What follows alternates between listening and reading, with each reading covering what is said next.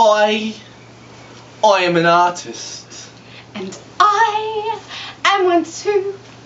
Today we will be dealing with clay, inspired by the work of Antony Gormley. So today in our artist's toolbox we have the medium clay. That's right, Jessica. It's very important when dealing with clay that you prepare it for actually moulding it first. So, what do we do first, Jessica? Well, by manipulating it like this, it increases the elasticity. It definitely does, everyone. As you can see, shooting off everywhere. It's very important that you increase the elasticity because it makes it so much easier to manipulate it. Okay? Does that make sense? So we can roll the clay. We can throw the clay. That's right. Knead the clay. What else can we do to the clay? I like this one the best. We can stripe the clay as well. Sorry for our camera person there. Okay, so when it comes to making a figure of a person, we have to make sure that we keep the head in proportion with the body. I see. Okay. So we start with the head. So I'll take a smaller piece of my head. Smaller, but also in proportion with the body. I think Jessica's alluding to the size of my head. Off camera, she's been saying that it's quite large. I'd like to just put it on the record that my brain is quite large, so that's the reason, everyone. Anyway. Not required. Okay, so have we got a head there?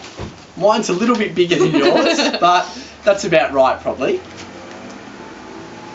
And now to the body as well, and it's very elastic. As you can see. So I'm going to make a little girl, so mine's going to be wearing a dress. Because I'm a female. Okay.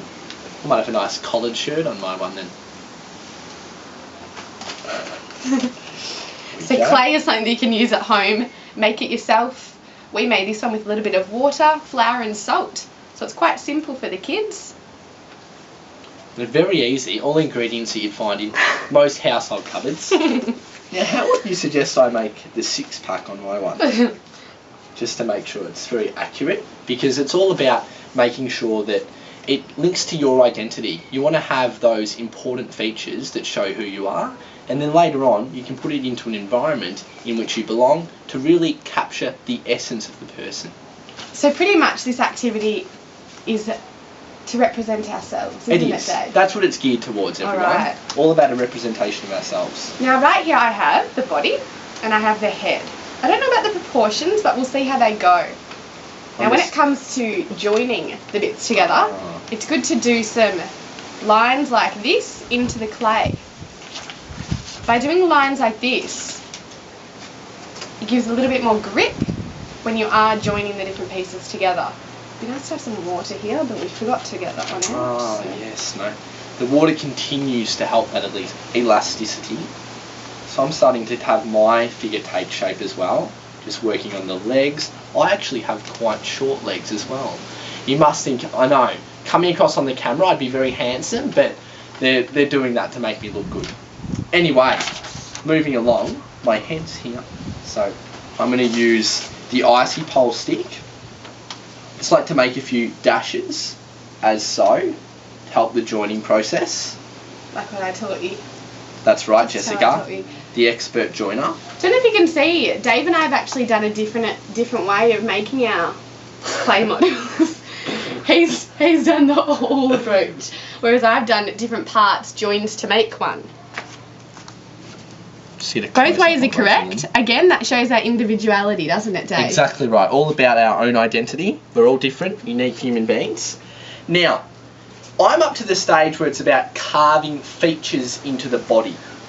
It's important to, I guess, get that 6-pack in that I was talking to you about. Lovely. But as well as that, the head too. So I like to use this just to carve out some eyes, as so. It's beautiful for joining the nose. And voila, we have a mouth. Here we have mini-me, David. And much shorter, Jessica.